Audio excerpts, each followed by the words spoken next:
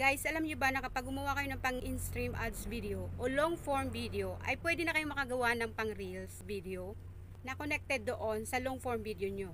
Para yung makakapanood ng reel, ay mapapanood nila ang kabuuan ng long form video mo dahil mapupunta sila doon sa page mo. Ganito lang guys ang gagawin. Lagyan ng title at lagyan ng caption ang video mo. At syempre, i-publish as usual. Then, i-post mo na ito. Pagkatapos mong i-publish ang video mo na longer 90 seconds, ay lalabas ang message na yan. I-click mo yung create reel at piliin mo ang 90 second section ng yung long form video na gusto mong gawa ng reel. Sa akin usually, ang first 90 seconds. Lagyan mo rin syempre ng title at caption. Kung ako ang tatanungin ay parehas ng caption title na lang doon sa long form video mo. Then, click next. Yung caption ng long form video mo, pati ang hashtag ay kusa ng mapupunta sa reel. I-click itong arrow sa kanan, connect your reel to a video. Slide mo para ma-on at ma-connect sa long form video. Once mag-color blue na yung slider, meaning connected na yung reel mo sa long form video.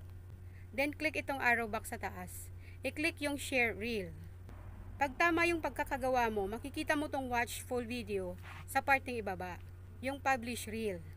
Pag kinlik nila yan, yung watch full video, direct silang mapupunta doon sa page mo. At mapapanood nila yung whole video mo. Ang kagandahan at advantage pa nito guys, ay 2 content agad ang nagawa mo. At dahil hindi nga kompleto ang information na kapag reel ang mapapanood nila, yung reel mo ang nagsisilbing teaser nung long form video mo. Habang ina-advertise naman ng reel, yung long form video mo. Yung reel mo naman naghahakot din ng mga followers para sa page mo. At dahil mas ikinakalat ni Meta ang reel kaysa sa mga long form video, malaki ngayon ang tsansang darami ang makakapanood ng long form videos mo dahil napapanood nila ang iyong reel. At 2 beses ka mag-i-earn kung parehong monetized ang iyong reel at in-stream ads.